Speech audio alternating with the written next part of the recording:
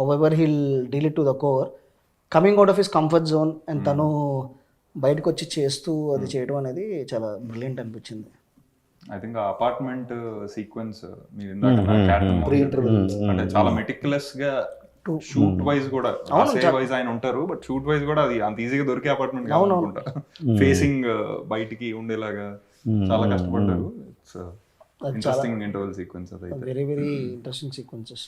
మీకు బాగా ఛాలెంజింగ్ అనిపించింది ఏది చేసేటప్పుడు?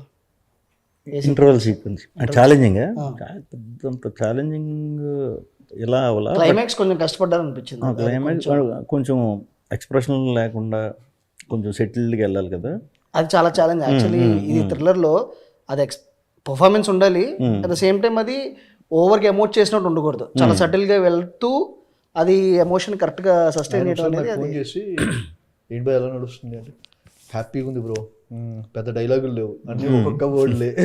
అవును వస్తున్నా ఉంటా, ఏం చేసినా కలర్ఫుల్ చేయాలి. సో డైలాగులు లేకపోతే ఆయన చాలా హ్యాపీగా ఎంజాయ్ చేస్తూ చేశారు. యాక్చువల్లీ మీరు ఫోన్ చేసినప్పుడు స్పెషల్ గా షార్ట్లు అదిరిపోయాయి అని చెప్పింది చాలా తక్కువ వాటికి చెప్తారు మీరు. అంటే మజా వస్తుంది స్టేజింగ్ ఇదంతా ఇక మాట్లాడతారు, కానీ షార్ట్స్ అయితే భలే పెడుతున్నాడు అనే ఒక స్పేస్ అది ఫస్ట్ ఈ సినిమా నుంచి విన్నాను ఈ నుంచి. సో డిఫరెంట్ కలర్ బాగుంది. అంటే ఆ టొనాలిటీ కానీ, so what ever, even Sagar కదా విద్యాసాగర్ డిఓపి, సో తను కూడా చాలా బాగా everything. It's a very proper plan project. So దాన్ని కరెక్ట్గా ఎలా ఎగ్జిక్యూట్ చేయాలి, ఒక థ్రిల్లర్కి ఎలాంటి ఫ్రేమ్స్ పెట్టాలి, so everything was like proper. అంటే తిని విష్ణుని మనం అలాంటి ఫ్రేమ్స్ చూడటం very first time. Correct. So మనం ఇప్పుడు ఎంటర్టైనర్గా మన కామెడీ ఇవన్నీ మనం చేసుకుంటూ కొంచెం కలర్ఫుల్గా ఇవన్నీ ఇప్పటివరకు చాలా వరకు తను అన్నీ అలా కలర్ఫుల్గా ఉంటాయి కదా. సో దీంట్లో వెరీ ఒక డార్క్ టోన్, పాటలు లేకుండా ఒక పాట ఉంది అనుకుంటుంది ఇంకా మధ్యలో చిన్న ఎమోషనల్గా. ఇప్పుడు అంటే మీకు పర్టికులర్గా ఏది ఫస్ట్ స్టాండ్అవుట్ అయింది, అరే ఇది చెయ్యాలి మజా వస్తుంది అంటే? ఎందుకంటే మీరు థ్రిల్లర్ చెప్తూ ఉంటారు కానీ చెయ్యాలనే ఎక్సైట్మెంట్ ఉంది, బట్ ఎలా తీసుకోవాలి అనేది. థ్రిల్లర్ని 100% నేను జడ్జ్ చేసి అంత నాకైతే అంత దాని మీద గ్రిప్ లేదు.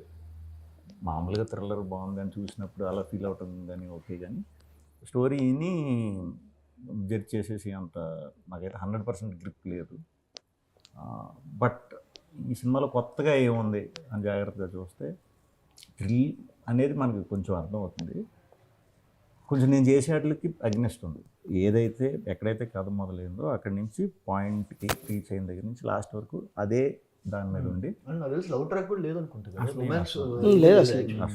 అండ్ అది ఆ హీరోయిన్ పెట్టిన విధానం కూడా చాలా ఇంట్రెస్టింగ్ ఉంది. అంటే ఎక్కడ అది తన ఒక ఆ స్పేస్ కాకుండా, సో అమ్మాయిని the way she's involve in to the film is also very brilliant. అది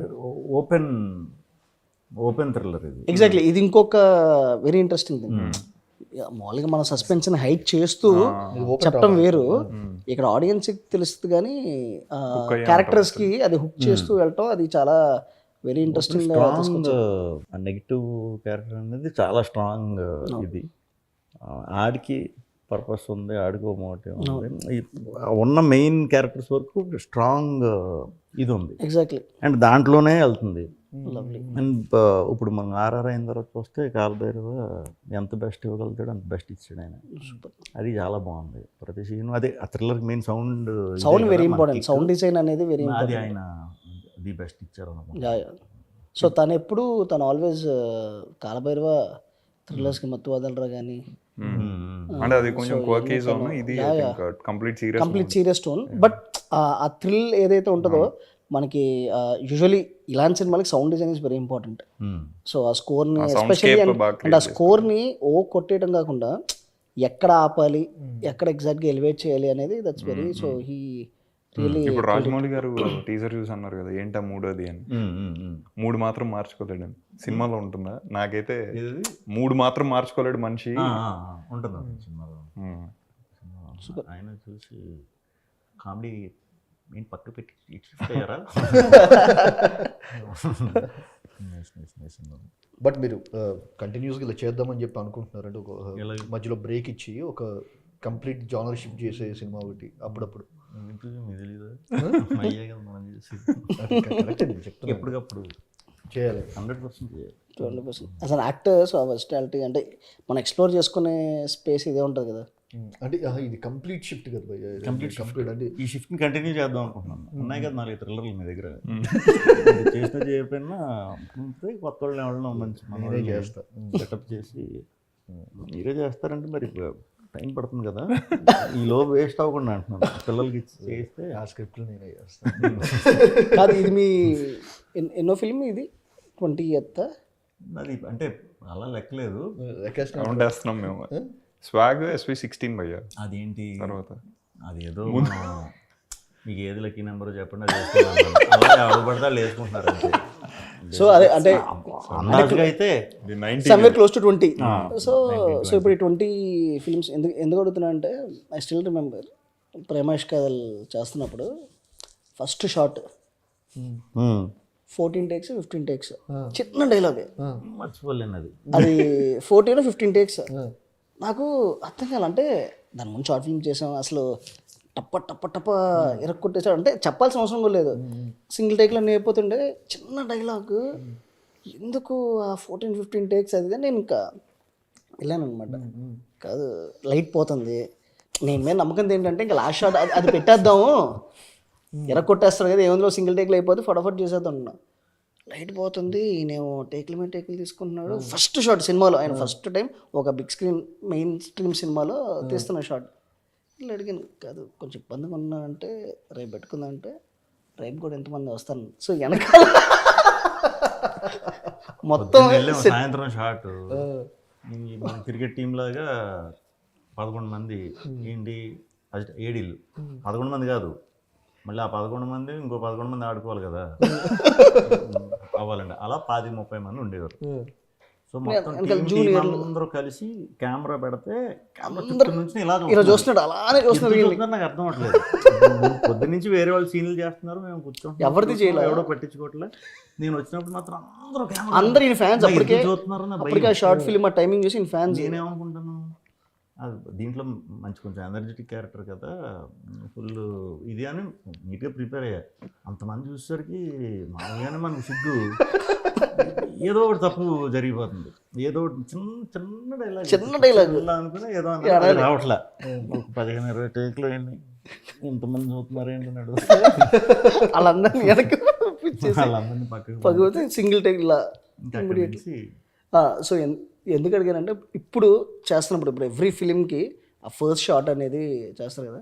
so how do you feel మీరు అదే ఆ ప్రిపరేషన్ కానీ ఆ నర్వస్నెస్ ఆ సినిమాలోకి అంటే ఒక యాక్టర్గా ప్రతి క్యారెక్టర్ డిఫరెంట్గా ఉంటుంది కదా, ఆ షూస్లోకి వెళ్ళడానికి మనం కరెక్ట్గా ఇవ్వగలుగుతున్నామా లేదా. దానికైతే ఒక 2-3 రోజులు అలవాటు పడటానికి కొంచెం ఆ భయం ఉంటుంది. స్లోగా ఎంతవరకు మరి రాసుకుని ఉంటారు కదా, ఎంతవరకు మనం అది ఇస్తున్నామో లేదో వాళ్ళు మనం అందరం కొత్త వాళ్ళతో కదా. ఇప్పుడు కామెడీ సినిమాలకి మీకు అలవాటు మీకే అర్థమైపోతుంది ఆ టైమింగ్ వర్కౌట్ అవుతుందా లేదా అని. సో ఈ సినిమాకి చేసేటప్పుడు ఇది ఫస్ట్ రోజు మీకు ఎప్పుడు వచ్చింది, మీకు అనిపించింది ఓకే ఇప్పుడు మన క్యారెక్టర్లోకి వచ్చాము అనేది ఏ పాయింట్లో మీకు అనిపించింది? ఒక 2-3 రోజులు అంటే నేను ముందే హుసేన్ ప్రిపేర్ చేశాను. ఇది కొంచెం నేను చాలా గ్యాప్ వచ్చి చేస్తున్నాం, మనం కొంచెం సింపుల్ వర్క్లే పెడదాం అని అనుకున్నాం.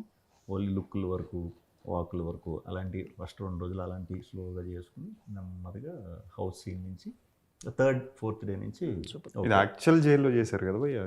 అవును, చర్లపల్లి రియల్ చర్లపల్లి ఎవరు చేయలేదు అనుకుంటా, చిన్న చేశారు బట్ ప్రామినెంట్ గా స్టూడెంట్ నెంబర్ 1 చేశారు. అప్పుడు కొత్త కటింగ్ చేయాలి, స్టూడెంట్ నెంబర్ 1 చేశారు.